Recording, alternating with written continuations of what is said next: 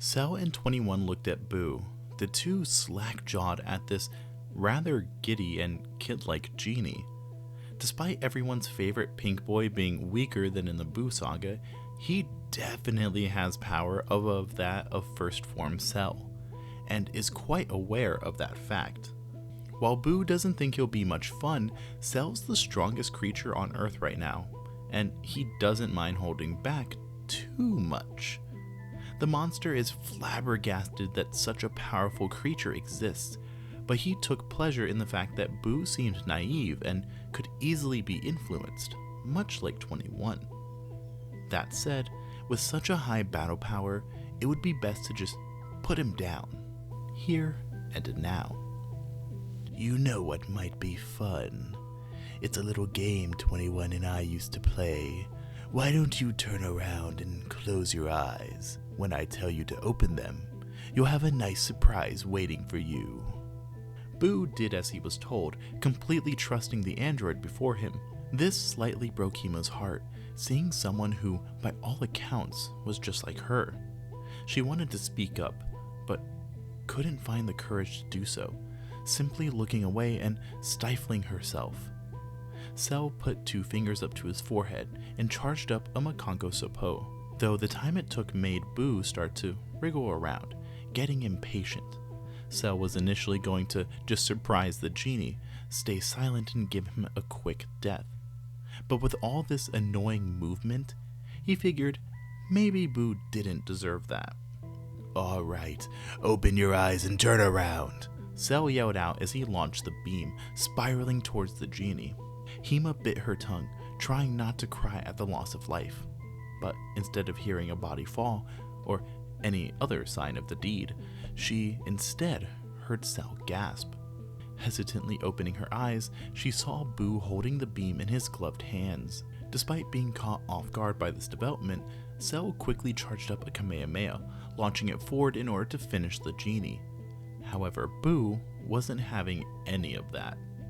He was frustrated that the beam was starting to slightly singe his hands and that Cell was already launching another attack. This wasn't very fair or friendly, and Boo was starting to get angry. His brow rose up and steam began to shoot out of his ears, and with a loud scream, Boo simultaneously pushed the beam into the stratosphere and launched an attack at the oncoming Kamehameha. For a second, the two blasts collided, and Cell thought he might be able to win. But that thought was quickly dashed when the pink beam started eating through the Kamehameha, and then finally hit a shrieking Cell. Hima watched on as her partner was turned into a small peppermint chocolate cookie. Boo, despite still being angry, walked over and picked said cookie up, opening his mouth wide and preparing to swallow his prize. Wait, you can't just eat him like that, Hima said, flying over and trying to swipe away the cookie, though Boo held it out of reach. Why not? Boo beat him fair and square. He turned into candy and Boo want candy. The creature looked down at Hima, clearly agitated that his snack had been interrupted. The girl thought about it for a second, wondering if she should just let Cell perish here. She didn't enjoy being yelled at by him or now Boo.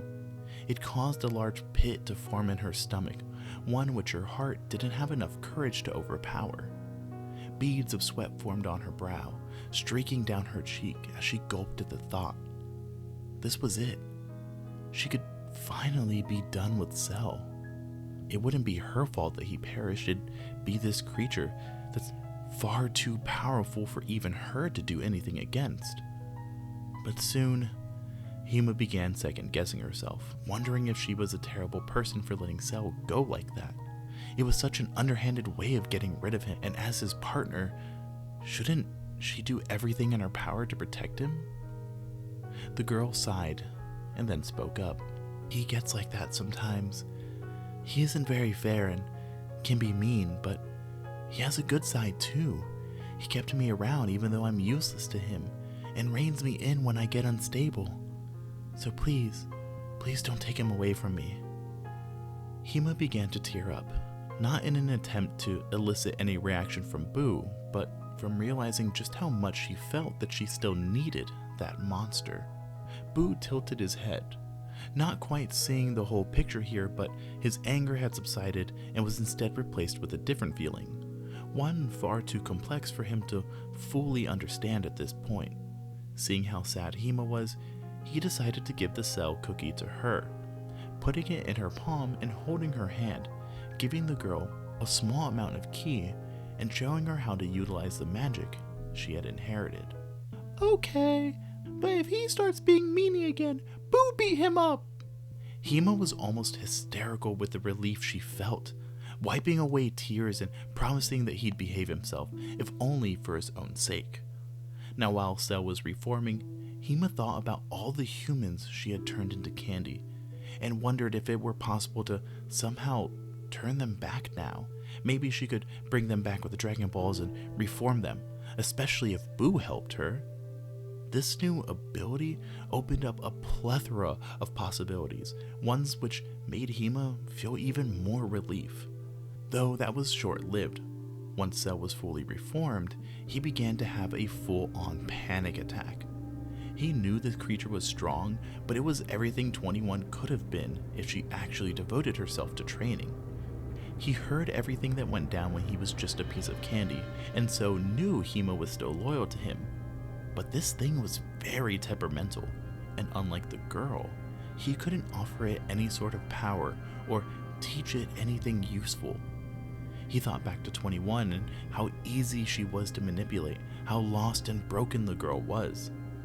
But this guy, he hadn't a care in the world, just bumbling around and wanting candy. A devious thought popped into the monster's head, his beak cracking into a smile. Hey, Boo. I'm so sorry for tricking you earlier, Cell started, though the genie crossed his arms and looked away, clearly pouting. But to make it up to you, how about we go find some delicious candy? I'm sure the more powerful the fighter, the better they'll taste. Am I right? This caught Boo's attention, and he slowly turned towards the monster, eyes wide with curiosity.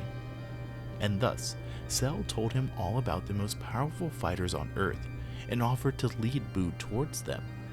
Hima went to object, but Cell simply stabbed her through the heart, the regeneration sending her barely stable DNA into overdrive, and causing her to go feral.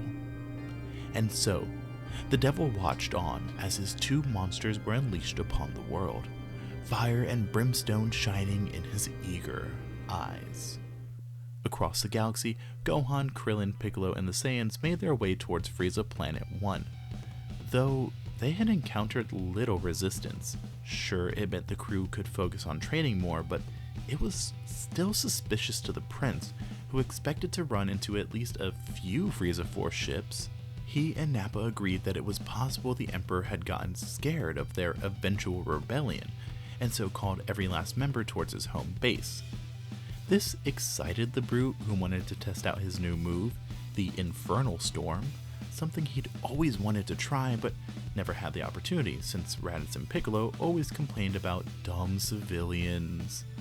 Well, out here in space, there were no rules. It was just kill or be killed, something those softies would have to learn. Vegeta didn't really care for either option. If the entire armada had gathered at Frieza Planet 1, they'd have to worry about getting in close without being blasted out in the middle of space, but once they did, he could leave everyone up to the Earthlings, while the Saiyans took on Cold and Frieza. However, once entering the solar system that housed said planet, they were astounded to find little to no life.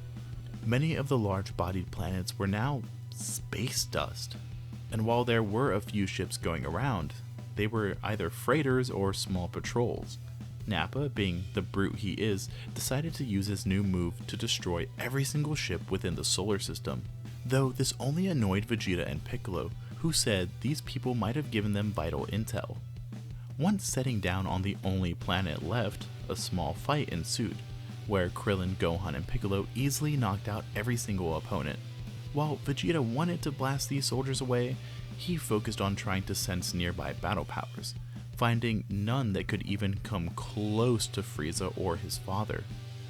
Thinking this trip to be utterly useless, Vegeta grabbed hold of the nearest soldier, shook them awake, and began interrogations. With how angry Nappa and the prince were, they took delight in torturing the young man before them. While he didn't have much to say, the information provided spelled utter doom for planet Earth.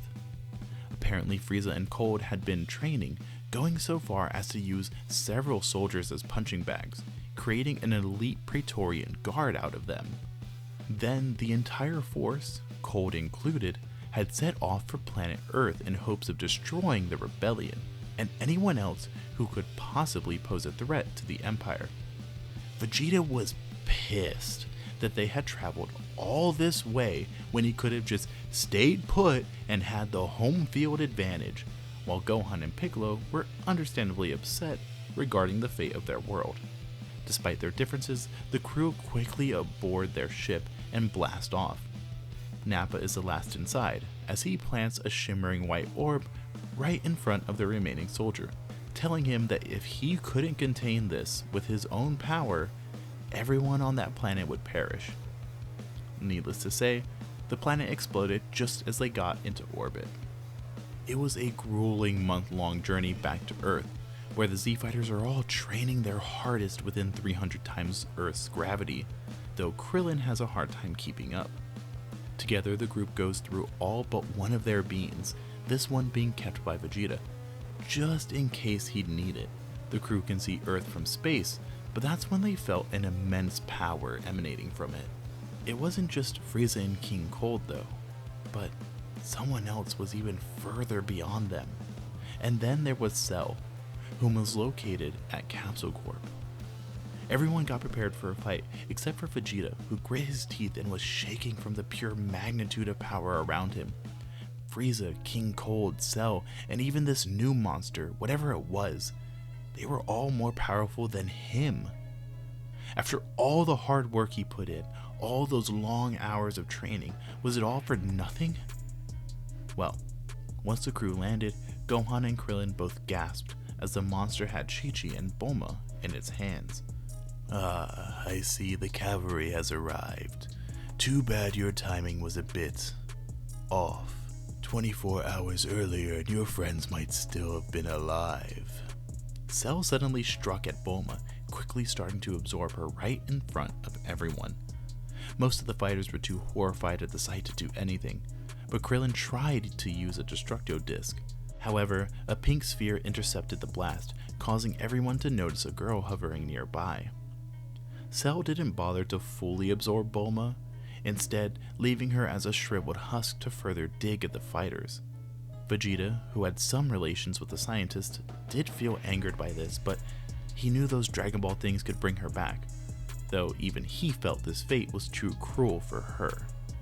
Gohan, who had been silent this whole time, was shaking in anger, but if even Vegeta couldn't take on this creature, then he'd have no chance. That's when Chi-Chi was flung forward onto the ground. A stinger struck her in the back, but the monster didn't bother absorbing her yet, enjoying the look of terror on Gohan's face. "You know, at least Tien and Roshi didn't have to suffer this much. They were turned into candy and eaten, becoming a part of my dear friend Boo. Meaning they can never be wished back, since they're technically still alive." Cell wasn't completely sure about this, but figured if he could pour salt into the wound, why not try? "And the same can be said for my dear beloved, who can also turn people into candy. 21, come down here and help with the cleanup." Cell began to absorb Chi-Chi, turning her into a wrinkled, twisted form of a human, just like Bulma. Nobody could understand how they were still alive, but the wheezing breaths from such creatures proved their light hadn't fully been extinguished. Hima flew in, eyes sunken and covered in shadow as she used her candy beam on Bulma and Chi-Chi, before picking them up and going to swallow them whole. And that's when a special beam flew directly through her eye, causing her to drop the two candified hostages, which Raditz flew in and grabbed. Cell, smiling at the spunk of those two, used his tail to smack the Saiyan away, causing him to fly through several skyscrapers. The monster didn't bother checking up on Hima, instead powering up and showing off just how big the difference between their powers was. Well, Gohan had something to say about that. His rage had been building up, and once he saw Piccolo and Raditz moving, despite how much weaker they were than him or Vegeta, well, that shame made the boy feel even angrier. While Hima was regenerating and Cell was basking in his own glory, Gohan let out a burst of power that pushed away the other Z-Fighters, flying in to deliver the mother of all sucker punches to that monster. Cell started to fly away, but his tail was grabbed by the Saiyan, pulling him back just like a paddle ball. However, Gohan's kick was far too brutal for him to come back this time. His tail was severed at the base, a wound that stung his pride more than anything. The monster flew towards the outskirts of the city, landing in a nearby field, the commotion causing several farmers to start running away.